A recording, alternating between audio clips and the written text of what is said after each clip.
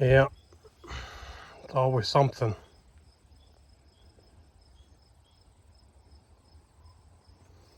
I had a little bit of firewood I was trying to get split up and put over there. Not killing myself. So I sat down, took a break, and got something to drink, came out and gave the thing a yank to get it going, and I got that in my hand. So I need to get the cover off and get down into the ripcord assembly. Still kind of hot. I'm gonna let it cool down and put a new ripcord in it. All right, had them 3 bolts here. Took those out. Then there was one more down in here with a bushing that goes in between. There goes that bolt. Took those out. Gas tank comes up, don't just yank it because you got that fuel line there.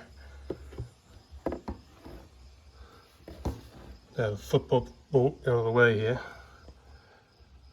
I guess it's a good opportunity to take the air hose to this and get all the crap blown out too. So here's where we need to get. It's riveted in.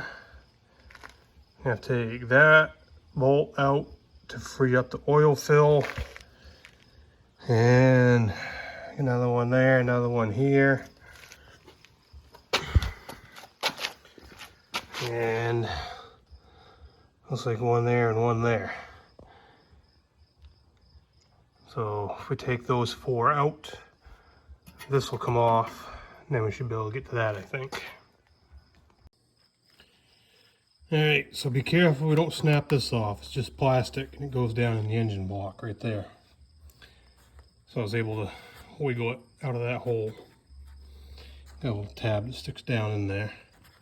Got it wiggled out, get it by side, get everything wiggled free, started picking it up. So it's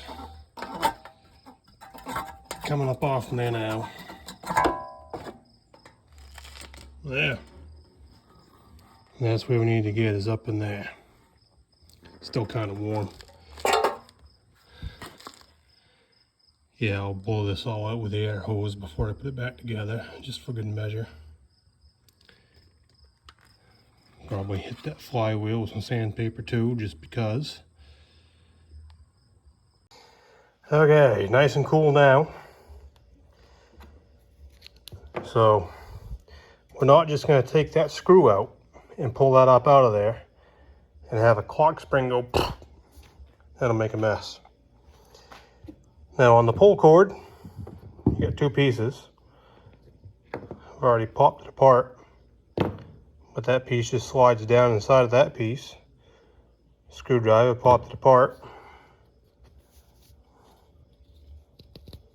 You can see how the ripcord goes through there, so that's pretty self-explanatory how that pulls out through. So get that yanked out, get that out of the way. It's no good anymore.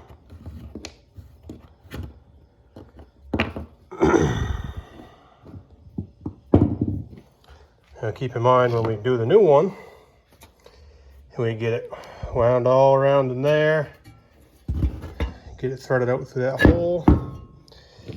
It needs to come through this hole, then through that hole, out through here before you tie the knot in it. Now we're going to take this apart. All right, this one came out okay. Spring is still there. We didn't have the Swiss watch go springing out all over the place. Now if you drop this or you knock that spring out, you're going to have a hell of a mess. So I'm going to gently set it down. Don't lose these. These are your dogs that stick out and grab your flywheel. You start it and they pull back in so it can free spin. So here is your broken ripcord. which if you had to, you could cut it off, thread it out through and use what's left, but you're not going to have nearly as much pull. Geez, crap in my throat today. You're not going to have nearly as much pull length. But as old as this stuff is, it's been around since like 2004. I'm just replacing it. So I'm going to take it all out very gently.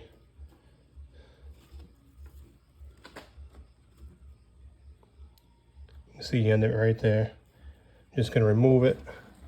Use the same length with this new stuff. It's pretty self-explanatory how it goes in. Make sure you put it in the same way it came out. So if it went around this way, make sure you wind it that way. Don't wind it the other way. All right.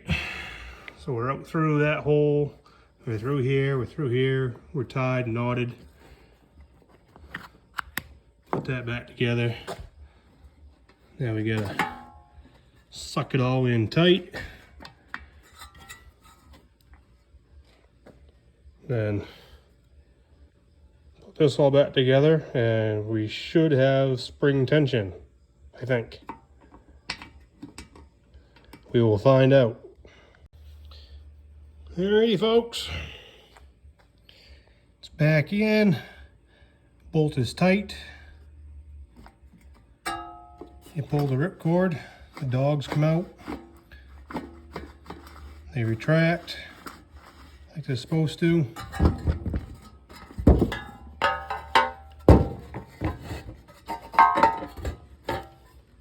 That pulls back in. Have a little bit of slop there. Maybe the cord is just a little bit too long, I'm not sure. It's not a huge deal. I'm gonna put it back together and see what happens. Cool, all back together. Pull it out. Goes back in.